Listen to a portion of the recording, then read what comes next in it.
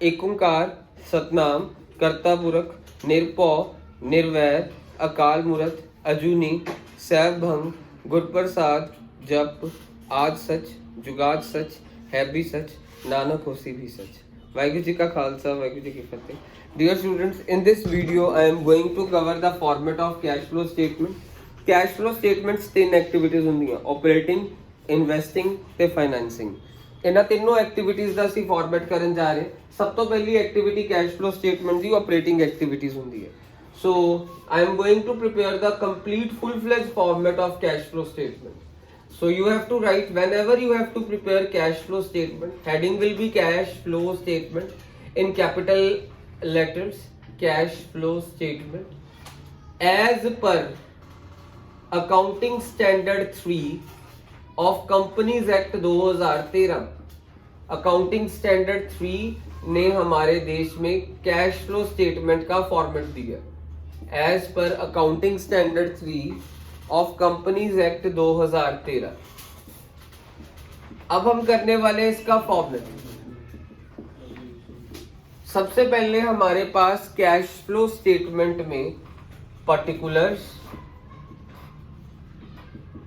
ऐसे particulars, then you have to prepare second column details, उसके बाद आएगा amount, particulars details and then amount.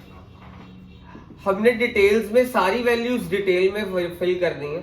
जो ऑपरेटिंग का फाइनल आंसर आएगा उसको अमाउंट में फिल करेंगे, जो इन्वेस्टिंग का फाइनल आंसर आएगा उसको अमाउंट में, और जो फाइनेंसिंग का आएगा आंसर उसको अमाउंट में फिल करेंगे।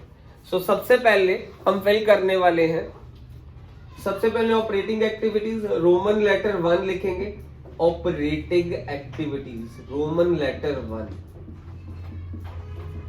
ऑपरेटिंग एक्टिविटीज हेडिंग लिख दी। हमारे पास बिजनेस की तीन एक्टिविटीज होती है, operating, investing and financing. So सबसे पहले यहाँ पे रहेगा surplus as per statement of profit loss. सबसे पहली चीज surplus as per statement of profit loss, format का सबसे पहला हिस्सा ऑफ प्रॉफिट एंड लॉस। दूसरी चीज होगी add provision for taxation, provision for tax, bracket में लिखेंगे मेड, पहली प्रेफरेंस मेड की होगी और दूसरी प्रेफरेंस होगी हमारे पास करंट ईयर की, मेड स्लैश करंट ईयर। ये आपको ये चीज मेड एंड करंट ईयर का जब आप सम्स करेंगे तब आपको पता लगेगा। फॉर द टाइम बीइंग आप लिखिएगा मेड स्लैश करंट ईयर, पहली प्रेफरेंस मेड, दूसरी preference current year. Add proposed dividend, proposed dividend, brackets में लिख देंगे last year. Add interim dividend, ये आपको एडजस्टमेंट्स में दिया होगा, इंटरिम डिविडेंड, इंटरिम डिविडेंड आपको एडजस्टमेंट्स में दिया होगा। और अगर कुछ भी नहीं लिखा तो केवल डिविडेंड लिख देंगे, यानी कुछ नहीं लिखा, सिंपल क्वेश्चन में डिविडेंड लिखा तो आप डिविडेंड लिख देंगे। ये भी चीज हमारे को एडजस्टमेंट में दी होती है। उसके बाद इसके बाद हमारे पास ट्रांसफर टू जनरल रिजर्व, ये डिविडेंड भी हमारे को एडजस्टमेंट्स में दिया होता है। फिर ट्रांसफर टू जनरल रिजर्व, इसके साथ में आगे कुछ नहीं लिख रहा, इसका मतलब है ये डिफरेंस लिखेंगे। Difference means current year minus last year वाली वैल्यू। जहां जहां पे लास्ट ईयर लिख रहा हूं, करंट ईयर लिख रहा हूं, वो तो current year last year consider करना है। जहां पे मैं ब्रैकेट्स में कुछ नहीं लिखूंगा ना, वहां पे डिफरेंस करना है। वो आपको डिफरेंस के बारे में पता चल जाएगा जब आप बेसिक क्वेश्चंस करेंगे तब। ये तो बेसिकली वीडियो इसलिए बना रहा हूं, फॉर्मेट आपको रट जाए। फिर ट्रांसफर टू जनरल रिजर्व के बाद आएगा कुछ एक्स्ट्रा ऑर्डिनरी हो गया, फैक्ट्री में आग लग गई, चोरी हो गई, तो वो आप यहाँ पे ऐड करेंगे। Add loss by fire, theft, कुछ ऐसा कोई अजीबोगरीब काम हो गया, अर्थक्वेक आ गई, loss by fire, earthquake, theft, ये सारी चीजें इधर आएंगी। Floods, embezzlement, dash dash dash, ये वाला लॉस इधर आएगा। उसके बाद लेस, इस लॉस के ऊपर जो इंश्योरेंस कंपनी ने क्लेम करा होगा वो माइनस करेंगे। Minus claim received from insurance company, claim received from insurance company आप यहां पे लिख देंगे, claim received from insurance companies, उसके बाद less income tax refund, less income tax refund. ये फॉर्मेट आपको जिस दिन रट गया कैश फ्लो स्टेटमेंट का सम गलत नहीं होगा, लेस इनकम टैक्स रिफंड। इसके बाद ये सारी चीजों को यानी जितनी अभी अब चीजें लिखी हैं इनको प्लस माइनस करने के बाद, ये वाली चीजें प्लस और ये वाली दो चीजें माइनस, ये वाली दो चीजें माइनस और ये वाली चीजें प्लस करने के बाद जो आंसर आएगा उसको कहेंगे profit before tax and extraordinary item. Net profit before tax and extraordinary items, extra ordinary items, ये चीजों को प्लस माइनस करने के बाद। उसके बाद net profit before tax and extraordinary items के बाद आपके पास अगला पॉइंट होगा ऐड नॉन ऑपरेटिंग और non cash expenses, non operating और non cash expenses. Non operating और नॉन कैश एक्सपेंसेस का मतलब जरा ध्यान से समझिएगा तो फिर आपको इसके बारे में इस चीज को डिटरमाइन करना इजी हो जाएगा। वो एक्सपेंसेस जो परचेज एंड सेल के साथ लिंक नहीं है, जो हम रोजमर्रा वाला काम है उसके साथ रिलेटेड नहीं है, उसे कहते हैं नॉन ऑपरेटिंग एक्सपेंसेस। और नॉन कैश एक्सपेंस जैसे डेप्रिसिएशन, क्या इसमें कोई कैश का लिंक है? कैश का कोई लिंक नहीं है कैश का। सो इसकी ज्यादातर जो से पॉइंट्स होते हैं वो है हमारे पास depreciation,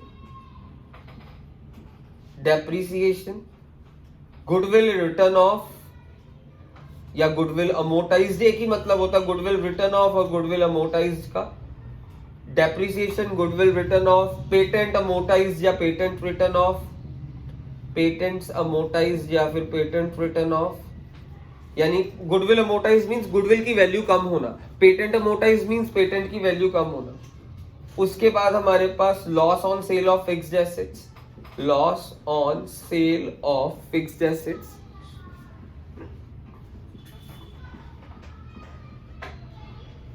premium on redemption, premium on redemption of debentures, premium on redemption of debentures, interest on debentures, interest on debentures. ये हमारे non operating and non cash expense हो गए। ये देखिए हेडिंग लिख दी non operating and non cash expense. इन चीजों को प्लस माइनस करके net profit before tax and extraordinary item आया, इन चीजों को प्लस माइनस करके ये आया, फिर non operating non cash expense ये हो गए। उसके बाद लेस करेंगे non operating income, less non operating income कर देंगे। नॉन ऑपरेटिंग इनकम में क्या क्या आता है? Interest income, rental income, dividend income, profit on sale of fixed asset. Interest income यानी सानू की तो ब्याज मिली, interest income, dividend income, dividend income, rental income, rental income, profit on sale of fixed assets, interest income, dividend income, rental income, then profit on sale of fixed assets, profit on sale of fixed assets। ਇਹ ਸਾਡੀ naan operating income ਹੋ ਗਈ। ਉਸ ਤੋਂ ਬਾਅਦ ਤੁਹਾਡੇ ਕੋਲ net profit before tax and ਐਕਸਟਰਾਆਰਡੀਨਰੀ item ਇੱਥੇ ਆ ਗਿਆ ਸੀ। ਬੱਚੇ ਗਲਤੀ ਪਤਾ ਕੀ ਕਰਦੇ ਆ, ਇੱਥੇ ਤਾਂ ਲਾਈਨ ਲਗਾਣੀ ਹੈ, ਮੀਨਸ ਜੇ ਸਪੋਜ਼ ਤੁਹਾਡਾ ਆਨਸਰ 50000 ਆਇਆ, ਇਹ ਸਾਰਾ ਕੁਝ ਪਲੱਸ ਮਾਈਨਸ ਕਰਨ ਤੋਂ ਬਾਅਦ ਆ ਸਾਰੀਆਂ ਚੀਜ਼ਾਂ ਨੂੰ ਇੱਥੇ ਤੱਕ, ਇੱਥੇ ਇਹਨੂੰ ਕੀ ਕਵਾਂਗੇ net profit before tax and ਐਕਸਟਰਾਆਰਡੀਨਰੀ। ਬੱਚੇ ਕਰਦੇ ਇੱਥੇ ਵੀ ਨੀਚੇ ਡਬਲ ਲਾਈਨ ਲਗਾ ਦਿੰਦੇ, ਨਹੀਂ ਡਬਲ ਲਾਈਨ ਨਹੀਂ ਲਗਾਣੀ, ਇੱਥੇ ਨੀਚੇ ਨਹੀਂ ਲਾਈਨ ਲਗਾਉਣੀ, ਸਿਰਫ ਉੱਤੇ ਹੀ ਲਗਾਣੀ। ਫਿਰ ਇਸ ਤੋਂ ਬਾਅਦ ਇਹਦੇ ਵਿੱਚ ਆ ਸਾਰੀਆਂ ਚੀਜ਼ਾਂ ਪਲੱਸ ਤੇ ਆ ਵਾਲੀਆਂ ਸਾਰੀਆਂ ਚੀਜ਼ਾਂ ਮਾਈਨਸ, ਆ ਲੈਸ ਲਿਖਿਆ ਨਾ, ਇੱਥੇ ਐਡ ਲਿਖਿਆ। 50000 ਚ ਆ ਵਾਲੀਆਂ ਚੀਜ਼ਾਂ ਪਲੱਸ ਆ ਵਾਲੀਆਂ ਚੀਜ਼ਾਂ ਮਾਈਨਸ ਕਰਕੇ ਤੁਹਾਡੇ ਕੋਲ ਜਿਹੜਾ ਆਊਗਾ profit before working capital changes ਆਊਗਾ। ਮੀਨਸ ਤੁਹਾਡੇ ਕੋਲ ਇਹਨੂੰ ਕੀ ਕਵਾਂਗੇ, operating profit before working capital changes. Operating ਇਸ ਚੀਜ਼ ਨੂੰ ਕਵਾਂਗੇ ਅਸੀਂ operating profit before working capital changes. Working capital changes, operating profit before working capital changes. आहा सपोज प्लस माइनस करके 50,000 आया, 50,000 चार चीज़ां प्लस करिया माइनस करिया, साडे कोल क्या है operating profit before working capital changes. हुण असीं इहदे विच की करांगे, ऐड करांगे डाइल, लैस करांगे दलिया इहदे विच। सो डियर स्टूडेंट्स याद रखना, हुण असीं इहदे विच करांगे ऐड डाइल लैस दलिया। सो ऐड डाइल, जे कल्ला लिखोगे डाइल मार्क्स नहीं मिलणगे, ब्रैकेट पहला शॉर्ट फॉर्म लिखण तो बाद ब्रैकेट्स भी लिखांगा, लैस दलिया। ऐसे सपोज तो 50,000 चा प्लस माइनस करन तो बाद सपोज आया 80,000, इथे डबल लाइन नहीं लगानी, ऑपरेटिंग ये आऊगा 80 यानी 50,000 चा चीज़ा प्लस माइनस करन तो बाद तुहाडे कोल आया operating profit before working capital changes. इहदे विच ऐड करोगे डाइल, लैस करोगे दलिया 80,000 दे विच। डाइल दी फुल फॉर्म है decrease in current assets, decrease in current assets and increase in current liabilities, and increase in current liabilities. Full form लिखनी paper बहुत जरूरी है। दलिया की फुल फॉर्म हो गई decrease in current liabilities, decrease in current liabilities, decrease in current liabilities and increase in current assets, and increase in current assets. So तुहाडे कोल 80,000 च आ दो चीज़ां प्लस माइनस करांगे, एक आहा ते आहा। डाइल दलिया प्लस करन तो बाद साडे कोल आऊगा operating profit after working capital changes, means इत्थे 80,000 च आ सब दोनों चीज़ां प्लस करन तो बाद तुहाडे कोल आएगा operating profit after working capital changes. हुण आपां इत्थे लिख देवांगे operating profit after working capital changes. इस तो बाद असीं करांगे लास्ट चीज इस ऑपरेटिंग एक्टिविटी दी, less provision for tax, brackets last year. इत्थे देखो स्टार्टिंग तुसीं की लिखिया सी provision for tax current year ना, हुण तुसीं की लिखोगे less provision for tax, bracket से लिखोगे पहली प्रेफरेंस रहेगी पेड, दूसरी प्रेफरेंस रहेगी लास्ट ईयर। सो हुण तुहाडा देखो पहला क्या 50,000 चार चीज़ां प्लस माइनस करके आया operating profit before working capital changes. 80,000 च आह दो चीज़ां प्लस माइनस करके सपोज आया 70,000। 70,000 की हो गया तुहाडे कोल operating profit after working capital changes, यानी तुहाडे कोल की होया 80,000 च डाइल दलिया ऐड करन तो बाद, डाइल दलिया ऐड ते माइनस करन तो बाद तुहाडे कोल operating profit after working capital changes. Operating profit after working capital changes च provision for tax brackets paid and last year fill करन तो बाद सपोज तुहाडा आएगा प्रोविजन फॉर टैक्स 20,000, ते माइनस करांगे साडे कोल की आया 50,000, साडे कोल आया 50,000। सो जेड़ा सी 50,000 है, हुण असीं इहनूं की करांगे, इस 50,000 आया सपोज, हुण असीं इत्थे 50,000 नूं प्लस च आ रहा, इसलिए असीं इहनूं कवांगे cash flow from operating activities. जे 70 माइनस 20 करके प्लस 50 आ रहा है तो असीं इहनूं लिखांगे cash flow from operating activities, flow from operating activities. जे तुहाडा माइनस आया हुंदा तां तुसीं लिखना सी cash used in operating activities. 50,000 आ गया प्लस च आया तो असीं कैश फ्लो, जे साडा जेड़ा फाइनल आंसर है ना 50,000 ਉਹ ਤੁਸੀਂ ਅਮਾਉਂਟ ਕਾਲਮ 'ਚ ਲਿਖਣਾ ਹੈ। ਮੀਨਸ ਅਮਾਉਂਟ 'ਚ ਅਸੀਂ ਕੁਝ ਨਹੀਂ ਲਿਖਿਆ ਸੀ ਨਾ, ਸਾਰਾ ਡਿਟੇਲਸ 'ਚ ਲਿਖਿਆ ਸੀ। ਫਾਈਨਲ ਆਨਸਰ ਜਿਹੜਾ 50,000 ਹੈ ਤੁਸੀਂ ਉਹ ਡਿਟੇਲਸ 'ਚ ਨਹੀਂ ਲਿਖਣਾ, ਕਿੱਥੇ ਲਿਖਣਾ ਅਮਾਉਂਟ 'ਚ 50,000 ਲਿਖਣਾ। ਕੀ ਲਿਖੋਗੇ cash flow from operating activities. ਜੇ ਤੁਹਾਡਾ ਮਾਈਨਸ 'ਚ ਆਇਆ ਹੁੰਦਾ ਫਾਈਨਲ ਆਨਸਰ ਤਾਂ ਤੁਸੀਂ ਲਿਖਦਾ ਸੀ ਕੈਸ਼ ਯੂਜ਼ਡ ਇਨ ਆਪਰੇਟਿੰਗ ਐਕਟੀਵਿਟੀਜ਼। ਸੋ ਹੁਣ ਮੈਂ ਦੂਸਰੇ ਬੋਰਡ ਤੇ ਤੁਹਾਡੇ ਲਈ ਬਣਾ ਰਿਹਾ ਫਾਰਮੈਟ ਇਨਵੈਸਟਿੰਗ ਤੇ ਫਾਈਨੈਂਸਿੰਗ ਐਕਟੀਵਿਟੀਜ਼ ਦਾ। ਸੋ ਆਪਣੀ ਕਾਪੀ ਦੇ ਵਿੱਚ ਨਾਲ ਲਿਖਦੇ ਰਹਿਣਾ ਸਾਰੇ। Now I am going to prepare the format of second activity, that is investing activities. Investing activities the format ਕਰਨ ਜਾ ਰਹੇ, ਧਿਆਨ ਨਾਲ ਦੇਖਣਾ। ਸੋ ਇਹਦੇ ਨੀਚੇ ਹੀ ਕੰਟੀਨਿਊ ਹੋਣਾ, ਕਿਉਂਕਿ ਹੁਣ ਇੰਨਾ ਵੱਡਾ ਬੋਰਡ ਤਾਂ ਹੈ ਨਹੀਂ ਕਿ ਮੈਂ ਇਹਦੇ ਨੀਚੇ ਕੰਟੀਨਿਊ ਕਰ ਦਵਾਂ। ਤੁਸੀਂ ਆਪਣੇ ਪੇਜ ਦੇ ਨੀਚੇ ਆਪਰੇਟਿੰਗ ਦੇ ਨੀਚੇ ਹੀ ਕੰਟੀਨਿਊ ਕਰਨਾ ਹੈ ਇਨਵੈਸਟਿੰਗ ਐਕਟੀਵਿਟੀਜ਼। ਇੱਥੇ ਰੋਮਨ ਲੈਟਰ 2 ਲਿਖ ਦੇਣੀ ਹੈ, roman letter 2 investing activities, roman letter 2 investing activities.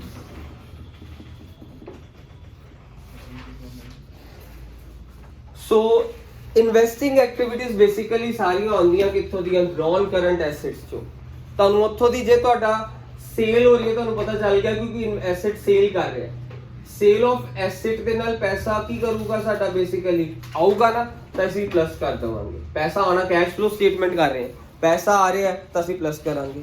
Sale of asset ਨਾਲ ਪੈਸਾ ਆ ਰਿਹਾ ਤਾਂ ਅਸੀਂ ਪਲੱਸ ਕਰ ਦਾਂਗੇ। ਨਾਨ ਕਰੰਟ ਐਸੈਟਸ ਦੇਖੋਗੇ ਤੁਹਾਡੇ ਐਸੈਟ, ਨਾਨ ਕਰੰਟ ਐਸੈਟਸ ਯਾਦ ਰੱਖਣਾ, ਨਾਨ ਕਰੰਟ ਐਸੈਟ ਦੇਖੋਗੇ ਤੁਹਾਡੇ ਕੋਲ ਪੈਸਾ ਆ ਰਿਹਾ ਤਾਂ ਤੁਸੀਂ ਕੀ ਕਰੋਗੇ, ਸੇਲ ਆਫ ਐਸੈਟ ਕਰ ਦਵੋਗੇ।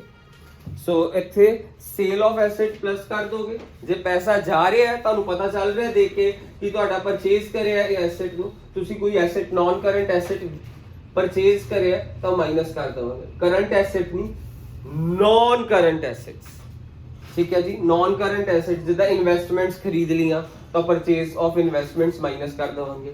जे कोई मशीनरी खरीद ली तो असं की लिखांगे, purchase of machinery.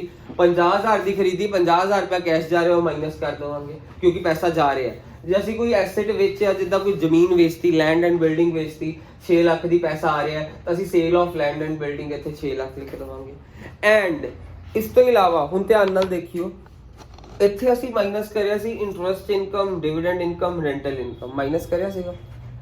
In naan operating income ਸੀਗੀਆਂ ਅਸੀਂ, ਇਸ ਲਈ ਬੇਸਿਕਲੀ ਇਨਵੈਸਟਿੰਗ ਐਕਟੀਵਿਟੀਜ਼ ਆ ਦੋ ਚੀਜ਼ਾਂ ਹੀ ਆਉਂਦੀਆਂ ਬੇਸਿਕਲੀ, ਯਾਦ ਰੱਖਣਾ, ਸੇਲ ਆਫ ਐਸੈਟ ਤੇ ਪਰਚੇਜ਼ ਆਫ ਐਸੈਟਸ। ਐਂਡ ਇਹ ਦੋ ਚੀਜ਼ਾਂ ਤੋਂ ਇਲਾਵਾ ਹੋਰ ਕਦੀ-ਕਦੀ ਐਕਸੈਪਸ਼ਨਲ ਕੇਸਿਸ ਚ ਆਉਂਦਾ। ਸੋ ਇਹ ਦੋ ਚੀਜ਼ਾਂ ਦੇ ਨਾਲ ਸਾਡੀ ਇਨਵੈਸਟਿੰਗ ਖਤਮ ਹੋ ਜਾਂਦੀ ਹੈ, ਇਹ ਦੋ ਚੀਜ਼ਾਂ ਦੇ ਨਾਲ। ਪਰ ਇੱਕ ਚੀਜ਼ ਮੈਂ ਤੁਹਾਨੂੰ ਇੱਕ ਐਕਸਟਰਾਆਰਡੀਨਰੀ ਚੀਜ਼ ਦੱਸ ਰਿਹਾ, नॉन ऑपरेटिंग इनकम ਤੁਸੀਂ ਇੰਟਰਸਟ ਇਨਕਮ, ਡਿਵੀਡੈਂਡ ਇਨਕਮ ਤੇ ਰੈਂਟਲ ਇਨਕਮ ਲਿਖਿਆ। ਨॉन ਆਪਰੇਟਿੰਗ ਮੀਨਸ ਇਸ ਬਿਜ਼ਨਸ ਦਾ ਰੋਜ਼ਮਰਾ ਦਾ ਕੰਮ ਨਹੀਂ ਹੈ ਵਿਆਜ ਕਮਾਣਾ, ਉਸ ਬਿਜ਼ਨਸ ਦਾ ਰੋਜ਼ ਦਾ ਕੰਮ ਨਹੀਂ ਹੈ ਕਿ ਕਿਰਾਇਆ ਖਾਣਾ। ਹੁਣ ਮੇਰੀ ਗੱਲ ਧਿਆਨ ਨਾਲ ਸੁਣਨਾ, ਸਪੋਜ਼ ਹੈ ਕਿੰਗਸੀਜ਼ ਮੈਥਸ ਪਾਰ ਦੀ ਹੈ ਇੱਕ ਕੈਸ਼ ਫਲੋ ਸਟੇਟਮੈਂਟ, ਕਿੰਗਸੀਜ਼ ਮੈਥਸ ਪਾਰ ਨੇ ਬੱਚਿਆਂ ਨੂੰ ਪੜਾਉਣਾ, ਉਹ ਦੀ ਰੋਜ਼ਮਰਾ ਦਾ ਕੰਮ ਹੈ ਕਿ ਲੋਕਾਂ ਨੂੰ ਪੈਸੇ ਵਿਆਜ ਤੇ ਚੜਾ ਕੇ ਵਿਆਜ ਕਮਾਣਾ ਕੀ ਰੋਜ਼ ਦਾ ਕੰਮ ਹੈ, ਨਹੀਂ। ਇਸ ਲਈ ਇੱਥੇ ਲੈਸ ਕਰਿਆ ਸੀ ਨॉन ਆਪਰੇਟਿੰਗ ਇਨਕਮ, ਇੰਟਰਸਟ ਇਨਕਮ। ਪਰ ਜੇ ਕਿੰਗਸੀ ਮੈਥਸ ਪਾਵਰ ਦੀ ਜਗ੍ਹਾ ਕਿੰਗਸੀ ਫਾਈਨਾਂਸਰ ਹੋ ਜਾਵੇ, ਸੋ ਕਿੰਗਸੀ ਲੋਕਾਂ ਨੂੰ ਪੈਸੇ ਵਿਆਜ ਤੇ ਦੇ ਰਿਹਾ, ਮੀਨਸ ਕਿੰਗਸੀ ਦਾ ਰੋਜ਼ਮਰਾ ਦਾ ਕੰਮ ਕੀ ਹੋ ਗਿਆ, ਲੋਕਾਂ ਨੂੰ ਪੈਸੇ ਵਿਆਜ ਤੇ ਦੇਣਾ।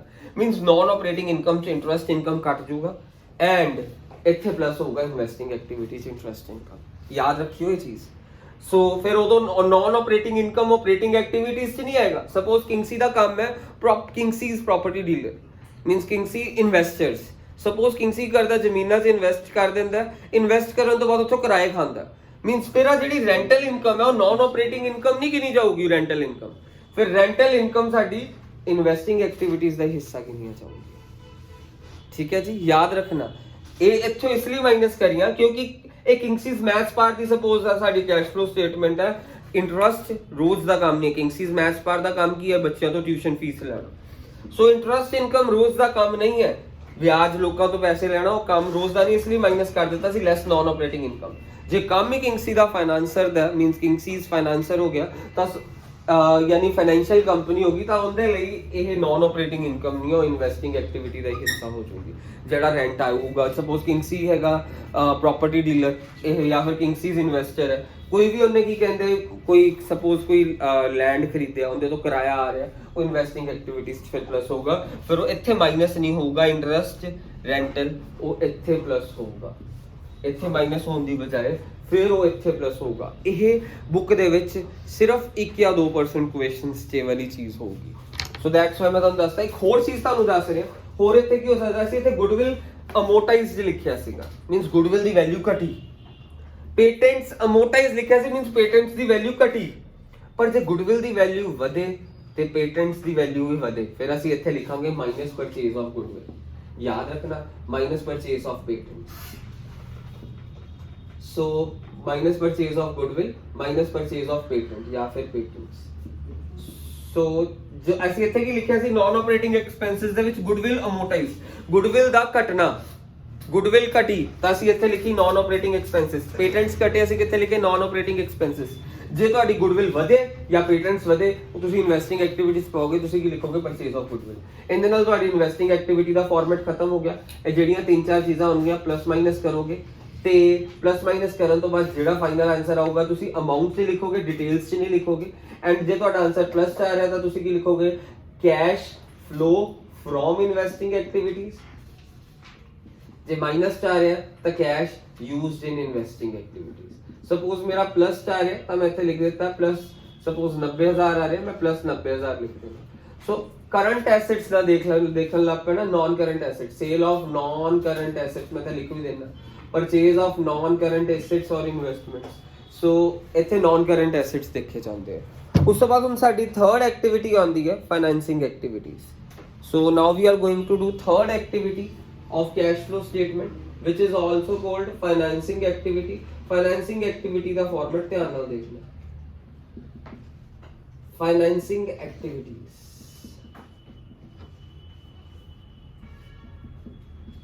ਸੋ ਫਾਈਨੈਂਸਿੰਗ ਐਕਟੀਵਿਟੀ ਦਾ ਸਾਰਾ ਡਾਟਾ ਪਤਾ ਕਿੱਥੋਂ ਆਣਾ, ਸ਼ੇਅਰ ਹੋਲਡਰ ਫੰਡ ਚੋਂ ਤੇ ਨਾਨ ਕਰੰਟ ਲਾਇਬਿਲਿਟੀ ਚੋਂ। ਯਾਦ ਰੱਖਣਾ ਤੇ ਕਰੰਟ ਲਾਇਬਿਲਿਟੀ ਦੀ ਸਿਰਫ ਇੱਕੋ ਚੀਜ਼ ਬੈਂਕ ਓਵਰਡਰਾਫਟ ਤੋਂ। ਯਾਦ ਰੱਖਣਾ ਸਾਰਾ ਡਾਟਾ ਸ਼ੇਅਰ ਹੋਲਡਰ ਫੰਡ ਤੋਂ ਤੇ ਨਾਨ ਕਰੰਟ ਲਾਇਬਿਲਿਟੀ ਤੋਂ। ਇਹ ਚੀਜ਼ ਨੂੰ ਦਿਮਾਗ 'ਚ ਬੰਨ ਲਓ, ਸਾਰਾ ਡਾਟਾ ਸ਼ੇਅਰ ਹੋਲਡਰ ਫੰਡ ਚੋਂ ਤੇ ਨਾਨ ਕਰੰਟ ਲਾਇਬਿਲਿਟੀ ਚੋਂ ਆਣਾ। ਤੁਹਾਡਾ ਸ਼ੇਅਰ ਹੋਲਡਰ ਫੰਡ 'ਚ ਸਭ ਤੋਂ ਪਹਿਲਾਂ ਸ਼ੇਅਰ ਕੈਪੀਟਲ ਦਿੱਤਾ ਹੁੰਦਾ। ਜੇ ਸ਼ੇਅਰ ਕੈਪੀਟਲ ਵੱਧ ਰਿਹਾ ਮੀਨਸ ਪਿਛਲੇ ਸਾਲ 2 ਲੱਖ ਸੀ ਇਸ ਸਾਲ 3 ਲੱਖ ਹੋ ਗਿਆ, ਮੀਨਸ ਲੱਖ ਰੁਪਏ ਦਾ ਸ਼ੇਅਰ ਕੈਪੀਟਲ ਵਧਿਆ। ਸ਼ੇਅਰ ਤੁਸੀਂ ਲੋਕਾਂ ਨੂੰ, ਜਨਤਾ ਨੂੰ ਦਿੱਤੇ। ਜੇ ਲੋਕਾਂ ਨੂੰ ਤੁਸੀਂ ਸ਼ੇਅਰ ਦਿੱਤੇ ਤਾਂ ਤੁਹਾਡੇ ਕੋਲ ਪੈਸਾ ਆ ਰਿਹਾ, ਤੁਸੀਂ ਕੀ ਲਿਖੋਗੇ ਇਸ਼ੂ ਆਫ ਸ਼ੇਅਰਸ। ਤੁਹਾਡੇ ਕੋਲ ਪੈਸਾ ਆ ਰਿਹਾ, ਤੁਸੀਂ ਸ਼ੇਅਰ ਲੋਕਾਂ ਨੂੰ ਦਿੱਤੇ ਹੈ। ਕੈਸ਼ ਫਲੋ ਸਟੇਟਮੈਂਟਸ ਪੈਸਾ ਆਂਦਾ ਪਲੱਸ ਕਰਦੇ ਆ, ਪੈਸਾ ਜਾਂਦਾ ਮਾਈਨਸ ਕਰਦੇ ਆ। ਲੋਕਾਂ ਨੂੰ ਤੁਸੀਂ ਪੈਸਾ ਦੇ, ਤੁਸੀਂ ਸ਼ੇਅਰ ਇਸ਼ੂ ਕਰੇ ਤੇ ਮੇਰੇ ਕੋਲ ਪੈਸਾ ਆਇਆ, ਇਸ਼ੂ ਆਫ ਸ਼ੇਅਰਸ ਮੈਂ ਕੀ ਕਰ ਦਵਾਂਗਾ ਪਲੱਸ ਕਰ ਦਵਾਂਗਾ। ਫਿਰ ਜੇ ਮੈਂ ਸ਼ੇਅਰਸ ਲੋਕਾਂ ਤੋਂ ਵਾਪਸ ਲੈ ਲਵਾਂ ਤਾਂ ਉਹਨੂੰ ਕੀ ਕਹਾਂਗਾ ਬਾਏ ਬੈਕ ਆਫ ਸ਼ੇਅਰਸ, ਉਹ ਮਾਈਨਸ ਕਰ ਦਵਾਂਗਾ। ਜੇ ਮੇਰੇ ਸ਼ੇਅਰਸ ਦੀ ਵੈਲਿਊ ਘਟੇ ਤਾਂ ਮੈਂ ਉਹਨੂੰ ਕਹਾਂਗਾ ਬਾਏ ਬੈਕ ਆਫ ਸ਼ੇਅਰਸ। ਜੇ ਸ਼ੇਅਰ ਦੀ ਵੈਲਿਊ ਵਧੇ ਤਾਂ ਉਹਨੂੰ ਕੀ ਕਹਾਂਗਾ issue of shares. So debentures ਨੂੰ ਅਤੇ ਅਸੀਂ ਲੋਕਾਂ ਨੂੰ ਡਿਬੈਂਚਰਸ ਦਿੱਤੇ ਮੀਨਸ ਲੋਕਾਂ ਤੋਂ ਕੰਪਨੀ ਨੇ ਪੈਸੇ ਲਏ, ਇਹ ਕੰਪਨੀ ਦੇ ਅਕਾਊਂਟ ਬਣਾ ਰਿਹਾ, ਕੰਪਨੀ ਤੋਂ ਪੈਸੇ ਲਏ ਤਾਂ ਅਸੀਂ ਕੀ ਲਿਖਾਂਗੇ issue of debenture, issue of debentures. ਜੇ ਡਿਬੈਂਚਰਸ ਕੈਨਸਲ ਕਰ ਦਿੱਤੇ ਮੀਨਸ ਲੋਕਾਂ ਨੂੰ ਉਹਨਾਂ ਦੇ ਡਿਬੈਂਚਰਸ ਵਾਪਸ ਕਰ ਦਿੱਤੇ, ਮੀਨਸ ਪਹਿਲਾਂ ਲੋਕਾਂ ਨੂੰ ਡਿਬੈਂਚਰਸ ਦਿੱਤੇ ਉਹਨੂੰ ਕਹਿੰਦੇ ਇਸ਼ੂ ਆਫ ਡਿਬੈਂਚਰ। ਸਪੋਜ਼ ਮੈਂ ਕਿੰਗਸਿਸ ਮੈਚਪਾਰ ਨੇ ਆਸ਼ੂ ਨੂੰ ਡਿਬੈਂਚਰਸ ਦਿੱਤੇ ਤਾਂ ਅਸੀਂ ਕੀ ਕਹਾਂਗੇ ਇਸ਼ੂ ਆਫ ਡਿਬੈਂਚਰਸ। ਕਿੰਗਸਿਸ ਮੈਚਪਾਰ ਨੂੰ ਉਹਦੇ ਬਦਲੇ ਪੈਸਾ ਆਇਆ, ਇਸ਼ੂ ਆਫ ਡਿਬੈਂਚਰਸ। ਕਿੰਗਸਿਸ ਮੈਚਪਾਵਰ ਆਪਣੇ ਡਿਬੈਂਚਰਸ ਆਸ਼ੂ ਤੋਂ ਵਾਪਸ ਲੈ ਲਵੇ।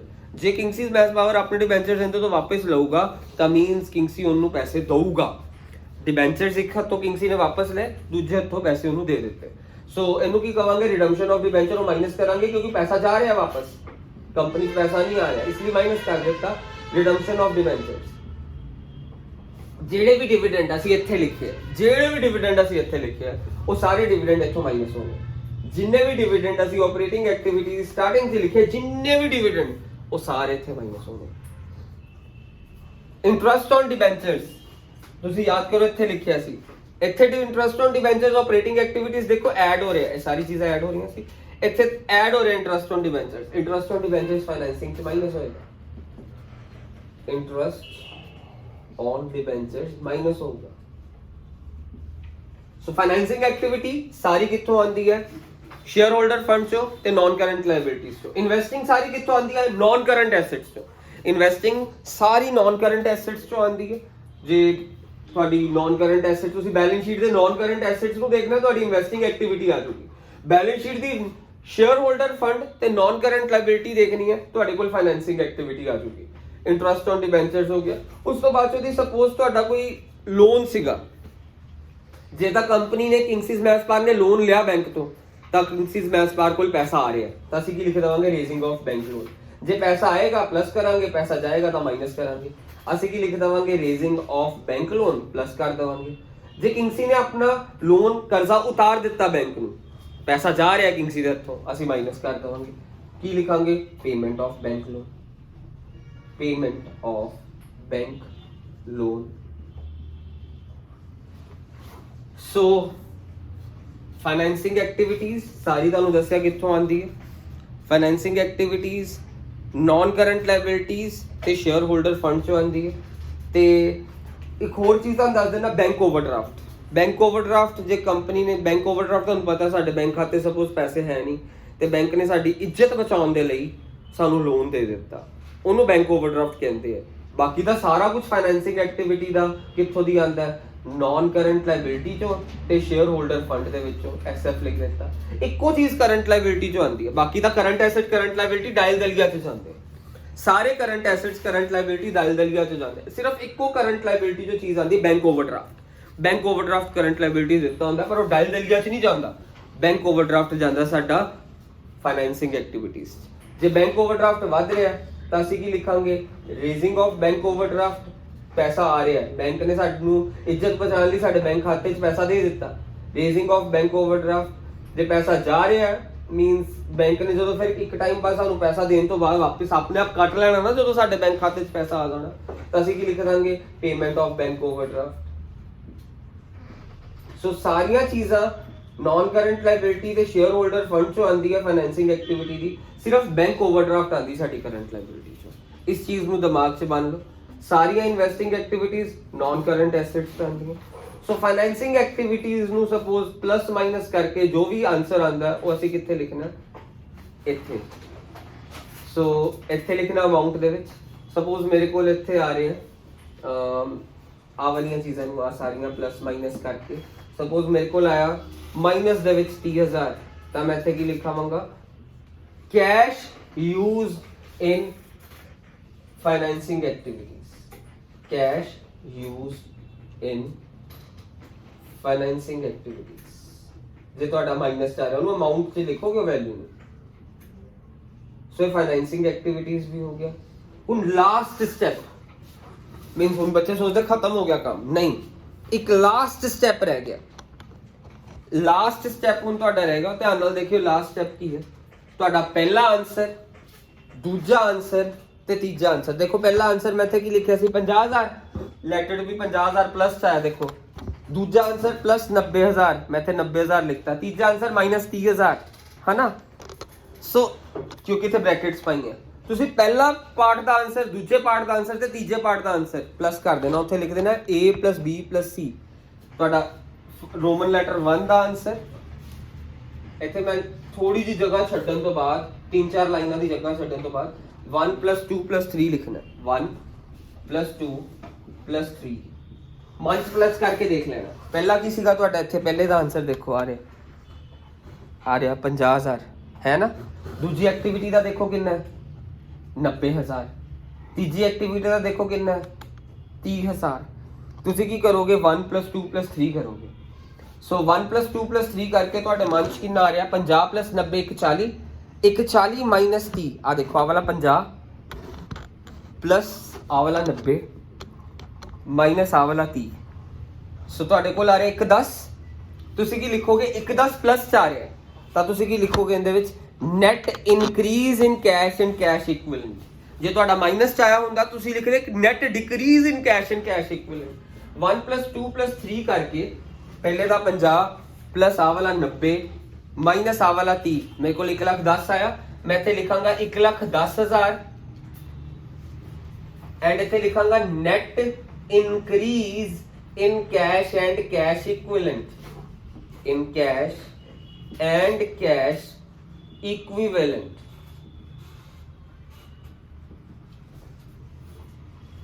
Net increase in cash and cash equivalent. ਇਹਦੇ ਵਿੱਚ ਹੋਰ ਕੀ ਕਰਾਂਗੇ, ਬਸ ਖਤਮ ਕਰਨ ਲੱਗੇ plus opening balance of cash and cash equivalent. ਹਲੇ ਤੁਸੀਂ ਫਾਰਮੈਟ ਲਰਨ ਕਰਨਾ, ਓਪਨਿੰਗ ਬੈਲੈਂਸ ਆਫ ਫਾਰਮ ਜਿਹੜੇ ਸਾਹਮਣੇ ਨੂੰ ਕਰਨਾ, ਵੈਲਿਊਜ਼ ਕਿਵੇਂ ਫਿਲ ਕਰਨੀ ਹੋ ਮੈਂ ਤੁਹਾਨੂੰ ਅਗਲੀ ਵੀਡੀਓਜ਼ 'ਚ ਸਿਖਾਉਂਗਾ। ਹਲੇ ਤੁਸੀਂ ਫਾਰਮੈਟ ਨੂੰ ਰੱਟ ਲਓ, ਕਰੈਮ ਕਰ ਲਓ। Plus opening balance of cash and cash equivalent. Balance sheet ਦੇ ਵਿੱਚ ਓਪਨਿੰਗ ਕੈਸ਼, ਪਹਿਲੇ ਸਾਲ ਦਾ ਕੈਸ਼ ਸਪੋਜ਼ ਦਿੱਤਾ 50,000 ਜਾਂ ਫਿਰ ਮੈਂ ਲਿਖ ਦਿੰਦਾ 25,000, ਮੈਂ ਇੱਥੇ 25 ਲਿਖ ਦੇਵਾਂਗਾ। Means 110 + 25 that is 135। ਇਹ ਤੁਹਾਡਾ closing balance of cash and cash equivalent ਹੋਣਾ ਚਾਹੀਦਾ। ਇੱਥੋਂ ਤੁਹਾਨੂੰ ਪਤਾ ਚੱਲ ਜਾਏਗਾ ਕੁਐਸਚਨ ਨੂੰ ਦੇਖ ਕੇ ਹੀ ਕਿ ਤੁਸੀਂ ਸਹੀ ਕਰਿਆ ਕਿ ਗਲਤ ਕਰਿਆ। ਮੀਨਸ ਇਹ ਤੁਹਾਡਾ ਬੈਲੈਂਸ ਸ਼ੀਟ 'ਚ ਹੀ ਦਿੱਤਾ ਹੋਊਗਾ 135। ਤੁਸੀਂ ਕੀ ਲਿਖਣਾ, net increase in cash and cash equivalent. ਪਹਿਲਾ ਆਨਸਰ, ਜਿਹੜਾ ਪਹਿਲਾ ਆਨਸਰ ਇੱਥੇ ਸੀਗਾ ਸਾਡਾ ਆ ਰਿਹਾ ਪਹਿਲਾ ਆਨਸਰ 50,000 ਆ ਵਾਲਾ, ਦੈਨ ਦੂਜਾ ਆਨਸਰ ਪਲੱਸ, ਤੀਜਾ ਆਨਸਰ ਵੀ ਪਲੱਸ, ਪਰ ਅਸੀਂ ਉਹਨੂੰ ਮਾਈਨਸ ਇਸ ਲਈ ਕਰਿਆ ਕਿਉਂਕਿ ਆਇਆ ਹੀ ਮਾਈਨਸ ਸੀ। 50 प्लस 90 माइनस 30, एक 10 आया, एक 10 भी पॉजिटिव च आया, इसलिए ਅਸੀਂ ਉਹਨੂੰ net increase in cash and cash equivalent ਲਿਖਿਆ। ਤੇ ਉਹਦੇ ਚ opening balance of cash and cash equivalent ਲਿਖਿਆ ਤੇ ਸਾਡੇ ਕੋਲ 135 ਆਇਆ। ਇਹ ਆਟੋਮੈਟਿਕਲੀ ਕੀ ਹੋਊਗਾ, closing balance of cash and cash equivalent ਜਿਹੜਾ ਤੁਹਾਨੂੰ ਬੈਲੈਂਸ ਸ਼ੀਟ ਤੇ ਇਹਦੀ ਵੈਲਿਊ ਵੀ ਦਿੱਤੀ ਹੋਊਗੀ। ਤੁਹਾਨੂੰ ਇਹ 135 ਦੇਖ ਕੇ ਪਤਾ ਚੱਲ ਜਾਏਗਾ, ਮੀਨਸ ਜਿਹੜੀ ਵੀ ਵੈਲਿਊ ਹੈ ਤੁਹਾਨੂੰ ਦੇਖ ਕੇ ਜੋ ਵੀ ਆਨਸਰ ਹੈਗਾ ਤੋਂ ਪਤਾ ਚੱਲ ਜਾਏਗਾ ਤੁਸੀਂ ਸਹੀ ਕਰਿਆ ਕਿ ਗਲਤ, ਕਿਉਂਕਿ ਬੈਲੈਂਸ ਸ਼ੀਟ 'ਚ ਆਨਸਰ ਦਿੱਤਾ ਹੋਊਗਾ। Closing balance of cash and cash equivalent and cash equivalent. ਇਹ ਵੀਡੀਓ ਦੇਖਣ ਤੋਂ ਬਾਅਦ ਤੁਸੀਂ ਬਾਰ-ਬਾਰ ਰਿਵਾਈਂਡ ਕਰਕੇ ਦੇਖਿਓ, ਆਪਰੇਟਿੰਗ ਐਕਟੀਵਿਟੀਜ਼ ਦਾ ਘੱਟੋ ਘੱਟ ਫਾਰਮੈਟ ਕ੍ਰੈਮ ਕਰ ਲਓ। ਇਨਵੈਸਟਿੰਗ ਤੇ ਫਾਈਨੈਂਸਿੰਗ ਦਾ ਕ੍ਰੈਮ ਕਰਨ ਦੀ ਲੋੜ ਨਹੀਂ, ਕਿਉਂਕਿ ਬੈਲੈਂਸ ਸ਼ੀਟ 'ਚ ਦੇਖ ਕੇ ਤੁਹਾਨੂੰ ਪਤਾ ਚੱਲ ਜਾਏਗਾ ਕੀ ਪਾਉਣਾ। ਆਪਰੇਟਿੰਗ ਦਾ ਤੁਹਾਨੂੰ ਕ੍ਰੈਮ ਤਾਂ ਕਰਨਾ ਹੀ ਪਏਗਾ। That's it.